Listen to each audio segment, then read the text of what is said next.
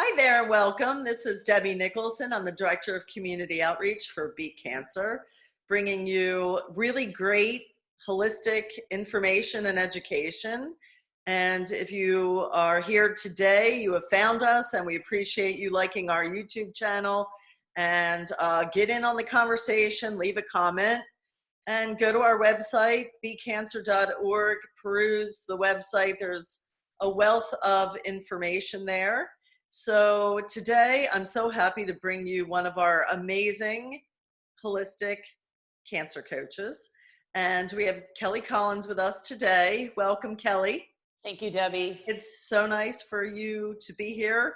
Thank you for giving us your time, and we're going to get to know you a little better. Kelly's really neat. She has first of all, she's the founder of My Vibe Life, which is a great website. And she has a BA in Economics and Political Science from the University of Arizona. And she also has an MBA in Business Administration from Pepperdine.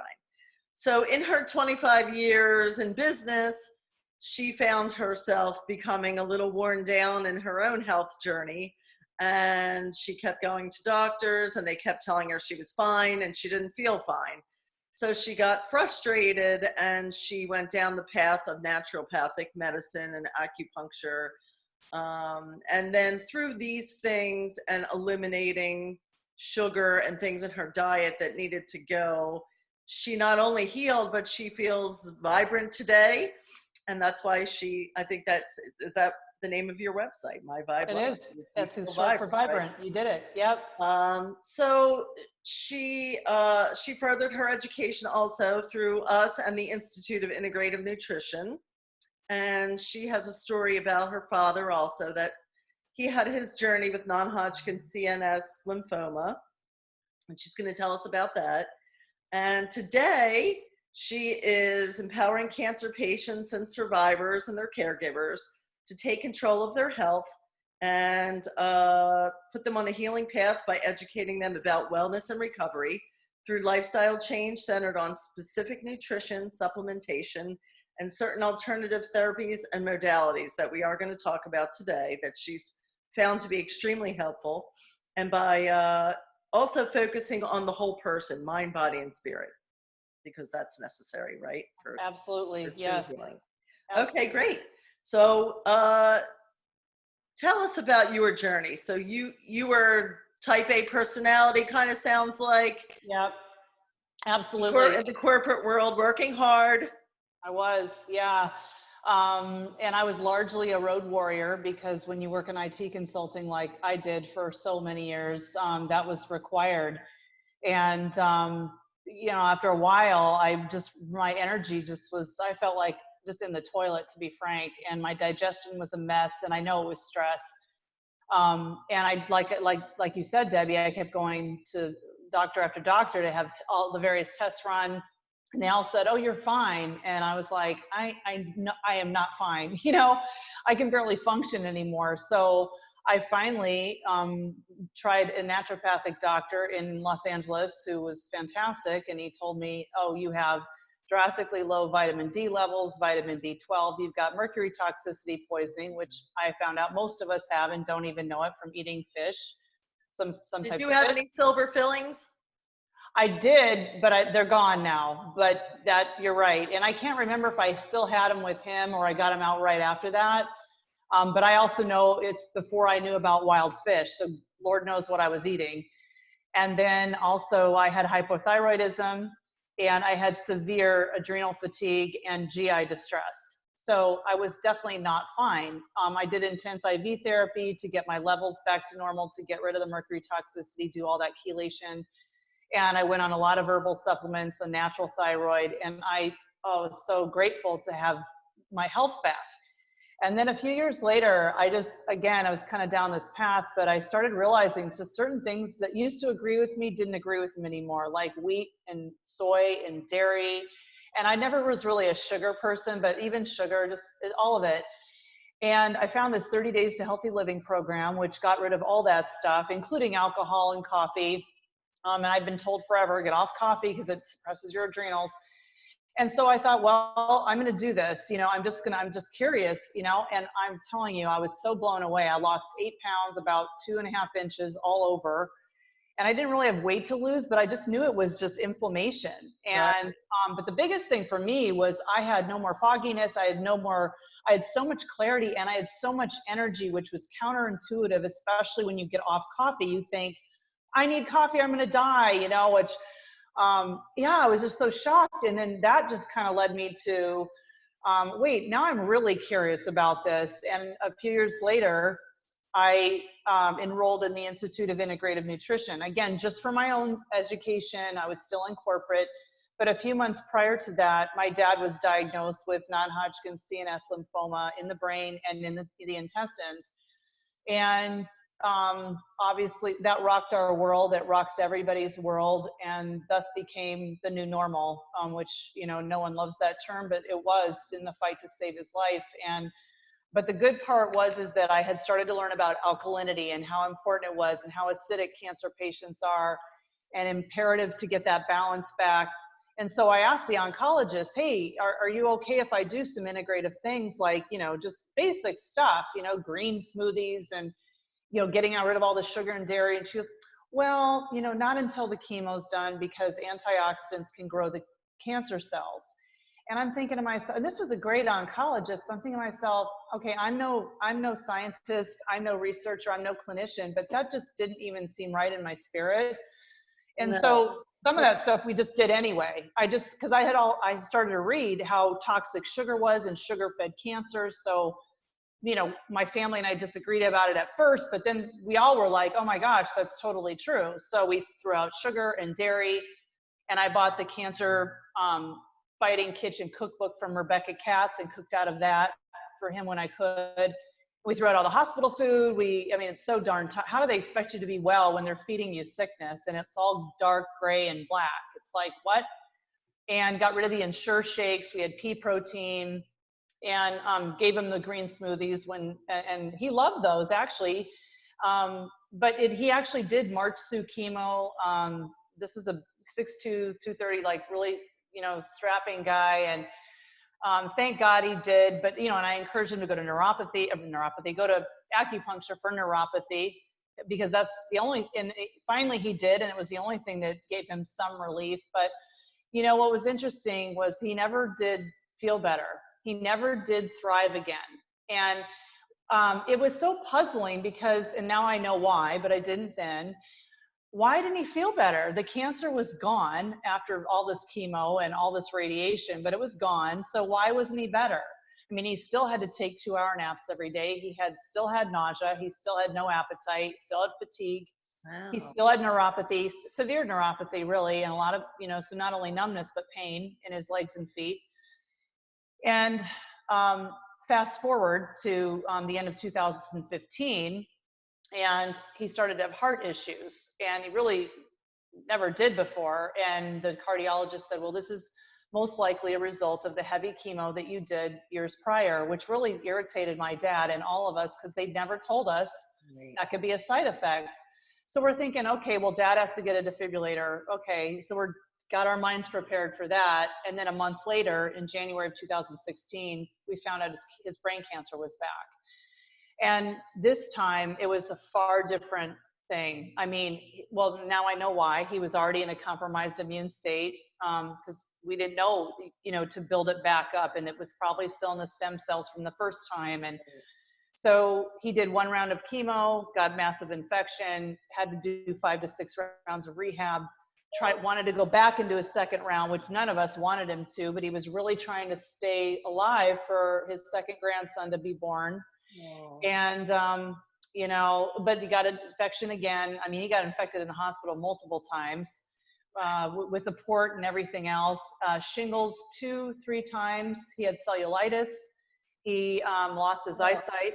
That's painful. He went going through a lot. It was horrid, and then a knee infection. So the long and short of it is he was gone in 6 months, just a rapid spiral down, It was terrible, yeah. And the thing is that I just prayed, thank heaven for my faith, because it literally was the only thing that and, remembering what one caregiver told me as he had just lost his wife to ovarian, right as we were going into the fight for my dad the first time, is he said, Kelly, you're a caregiver. Please don't neglect yourself. It's so important. And I never knew what that meant, because I don't think you know what that means until you go through it yourself. But boy, was that good advice, because so many caregivers, most don't take care of ourselves because we feel like we're not entitled to, we don't have time, we might feel it's selfish, whatever. But, you know, I was so grateful for my faith as part of that. But the long and short of it is I really prayed, and I prayed every day that God would show me a way to work in, and I don't know why my color just changed in here, but this is my lighting, I'm sorry. Crazy, this electricity in this place. Anyway, so I just prayed for a way that I could help people in health and wellness as a non-clinician and help them not suffer the way he did. And I just thought, gosh, there's gotta be a better way. And so I was led to an amazing medical device called Beamer about a year later, which we'll talk about, I know, separately, Debbie, but it's an amazing device from Europe that helps promote oxygenation of the blood and flushing out toxicity. And I learned later how important oxygen was to cancer patients, and they're so depleted with that's huge to get their levels back up. But I was still in corporate. But then I got laid off a few years later, which was November of 2018. And I was upset at the time because I knew I wasn't going to stay in corporate forever, but it wasn't my plan, you know, but I always know there's a greater plan at work. And right before that, actually, I had gone to a conference by the Society of Integrative Oncology, where I had a lot of God winks, as I call them, some amazing talks with the integrative oncologists. I had a lot of dots connected about my dad's disease and what he went through. And all of a sudden I felt like, oh, wow, I had some epiphanies as far as I could be a non-clinician in this field in certain capacities. And yes, there is a super fatigue that patients have after chemo for many, many years, if not a lifetime. And yes, they love intermittent fasting for cancer patients, as I do. And there were just a lot of synergies. And anyway, that was spinning around in my head right before I got laid off. So God knows what he's doing. And then a few months later, I found holistic cancer coaching while I was kind of fiddling around online. I thought, what is this? I never heard of this. Like, we didn't have this. If we had it, I didn't know about it.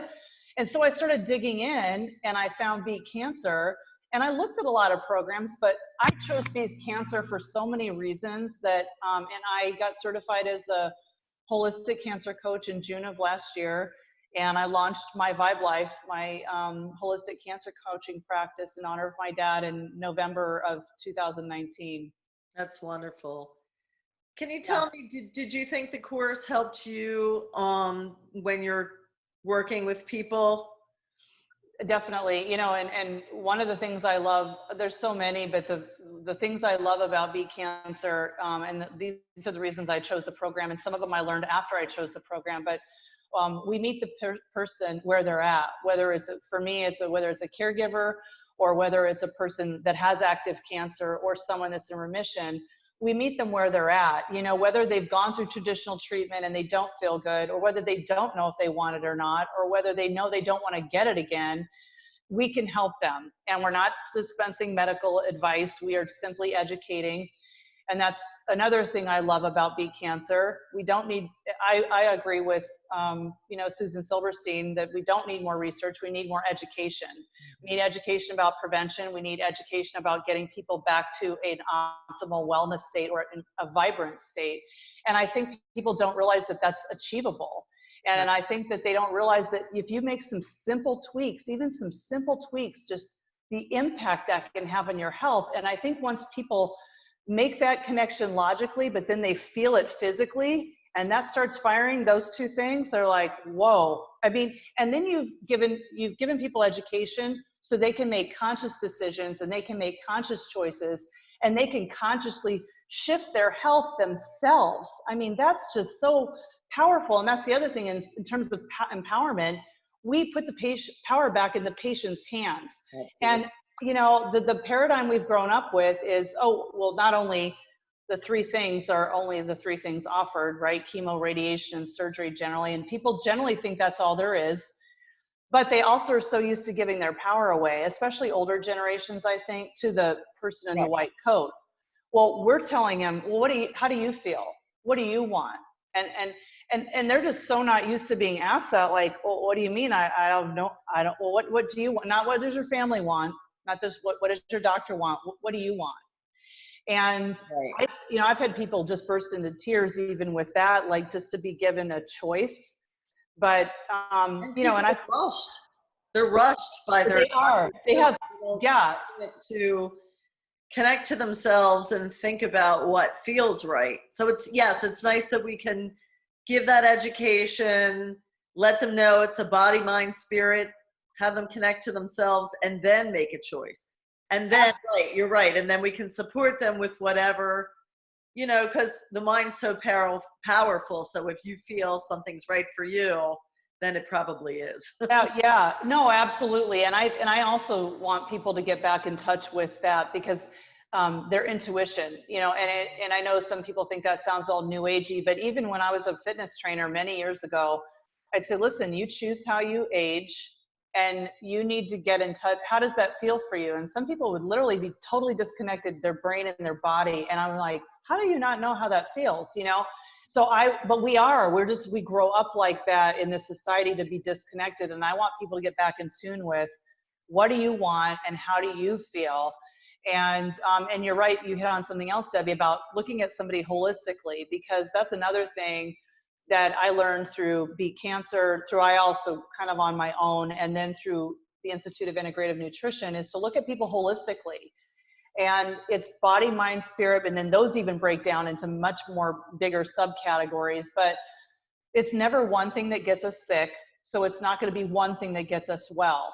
So maybe you have eradicated the tumor and you think, I'm home free, but you still have all this deep stuff going on that you had before, whether it's a deep anger, a deep hurt, some kind of trauma, or you continue to eat badly, or you go back to that, or you don't ever exercise, or you don't have any faith whatsoever in anything.